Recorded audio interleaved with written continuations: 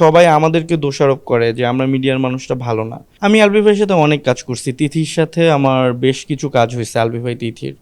আমরা কখনো মানে আমার সেটে এরকম হয় নাই, প্রোডাকশনগুলো আটকায় গেলে তো আমরা সবাই মানে ক্ষতিগ্রস্ত। দর্শকরা তো আসলে আমাদেরকে ফলো করে, ওনারা চিন্তা করে আমরা কিভাবে হাঁটি, কিভাবে কথা বলি, আমাদের গল্পগুলো ওনারা দেখে ইন্সপায়ার হয়। সো ওই জায়গার থেকে আলবি ভাইয়ের যে ইস্যুটা ঘটছে, মানুষজন যেভাবে এগুলো নিয়ে কথা বলতেছে, সো হয়তো একটা নেগেটিভ ইম্প্যাক্ট পড়তে পারে বা হয়তো আহ, অনেক বকা জকাও শুনতে হইতে পারে। বাট আসলে দিন শেষে প্রোডাকশনগুলো আটকায় গেলে তো আমরা সবাই মানে ক্ষতিগ্রস্ত। হয়তো টুডে অ্যান্ড টুমোরো জিনিসগুলো সলভ হয়ে যাবে। আসলে আমাদের তো কারো হাত নেই কোনো কিছুর উপরে, আমরা তো আসলে নির্মাতা বা যারা প্রডিউস করে তারা টাকাটা লগ্নি করে। সো ওই জায়গার থেকে সবার কাছে রিকোয়েস্ট যে আগে সত্যিটা উন্মুক্ত হোক সবার সামনে, দেন আমরা সবাই ডিসাইড করি যে আসলে আমাদের কি করা উচিত। আমি আলবি ভাইয়ের সাথে অনেক কাজ করছি, তিথির সাথে আমার বেশ কিছু কাজ হয়েছে, আলবি ভাই তিথির। আমরা কখনো মানে আমার সেটে এরকম হয় নাই। আর একটা জিনিস হচ্ছে যে ধরেন যে কথাগুলো চলতেছে, যদি এরকম কথাগুলো যারা বলতেছে বা আমিও যদি বলি, তাই এটার জন্য আমিও দায়ী। মানে আমি আমার দায় এড়াইতে পারি না, কারণ এটা সোশ্যাল ইস্যু এখন তৈরি হয়েছে। তো শুরু থেকে আমরা যদি অ্যাভয়েড করতাম বা আমরা যদি মানে পোস্টার না দিতাম, তাহলে তো এই কন্ট্রোভার্সিগুলো তৈরি হতো না।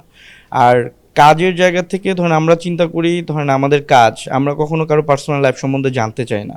আমাদের শুটিং সেটে আর্টিস্টে আসে, কাজ করে, আমরা পেমেন্ট দিয়ে দিই, তারা চলে যায়। এটা আমাদের টোটাল টেকনিক্যাল টিম সবার। যেমন আমরা যখন প্রোডাকশন লক করি, টিভি চ্যানেল বা ইউটিউব চ্যানেল হোক বা যে কোনো মাধ্যমে হোক বা আলাদা বাইরের প্রডিউসার হোক, ওনারা আমাদেরকে প্রোডাকশন লক করে টাকা দেয়, আমরা সুন্দর করে প্রোডাকশনটা করে ওনাদেরকে বুঝাই দেই।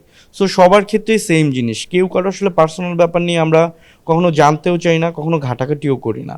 একটা ইস্যুজ আমার সামনে আসছে, এখন আমরা যদি ইস্যুগুলো নিয়ে নিজেরা নিজেরা অনেক কথা বলি, মানে দিন শেষে তো আসলে সবাই আমাদেরকে দোষারোপ করে যে আমরা মিডিয়ার মানুষটা ভালো না।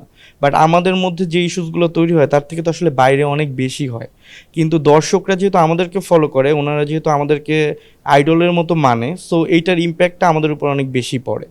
হ্যাঁ, এটা এটা সত্যি যে মানুষজনের কাছে লাস্ট কিছু মানে সিচুয়েশন আসছে বা কিছু, যেমন আলবি ভাইটা বলেন বা আমাদের পরের সামি অথই বা তানজিন তিশার কথা বলেন।